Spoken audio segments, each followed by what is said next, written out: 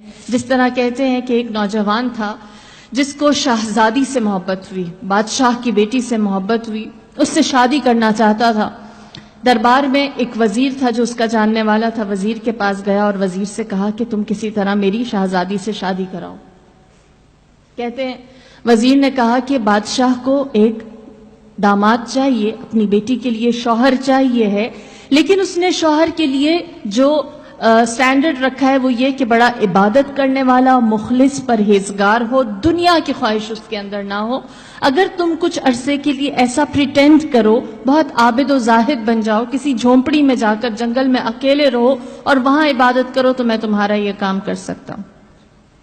اس کو یہ آئیڈیا اچھا لگا، وہ ایک جنگل میں گیا، چھوٹی سی اس نے اپنے لیے ایک ہٹ بنایا، اس میں بیٹھ کر عبادت کرنے لگا، اور جب اس نے وہاں عبادت کرنی شروع کی اس کو مزہ آنے لگا۔ یہاں تک کہ کچھ دن نہ گزرے تھے کہ وہ وزیر بادشاہ کو لے کر اس کی جھونپڑی میں آیا۔ بادشاہ اس کی جھونپڑی کے اندر گیا، جنگل میں اس کے چھوٹے سے گھر میں، ٹوٹے ہوئے گھر میں گیا اور اس نوجوان سے ملاقات کی، باتیں کی۔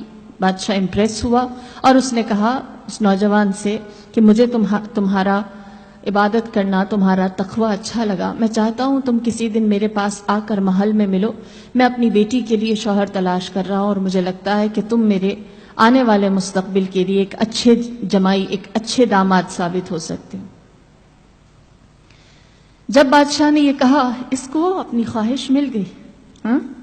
اس نے فوراً بادشاہ کو جواب دیا اور کہا مجھے تھوڑا سا وقت چاہیے، پھر میں آپ کو ریسپونڈ کرتا ہوں، آپ کی خدمت میں حاضر ہوتا ہوں۔ وزیر خوش ہوا، اس نے اپنا وعدہ پورا کر دیا۔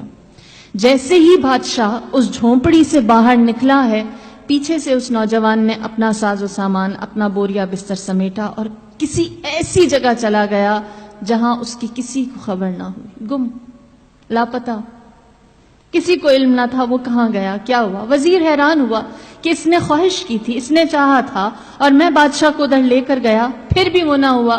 یہاں تک کہ بہت عرصہ گزر گیا، ایک ٹائم کے بعد اس وزیر کی ملاقات اس نوجوان سے ہوئی جس سے اس نے بادشاہ کی ملاقات کروائی تھی۔ لہٰذا اس وزیر نے پوچھا مجھے بتا جب تیری خواہش پوری کر دی گئی تھی تو کیوں چلا گیا، تو نے کیوں اپنی نیت، اپنا ارادہ بدل دیا اور اپنے اس ڈیسیجن سے ہمیں تم نے انفارم بھی نہ کیا۔ اس نوجوان نے کہا جب بادشاہ میرے پاس آیا میرے اس جنگل کے چھوٹے سے جھونپڑے میں اور اس نے وہ بات کہی جو میں سننا چاہتا تھا، تو اس وقت میں نے اپنے آپ سے سوال کیا، اتنی عبادت کی تو بادشاہ چل کر تمہارے جھونپڑے میں آ گیا، ایک آرزو، ایک خواہش کے پیچھے، اگر میں اپنے رب کے لیے عبادت کروں تو کیا میرے دل میں میرا رب نہیں آ سکتا؟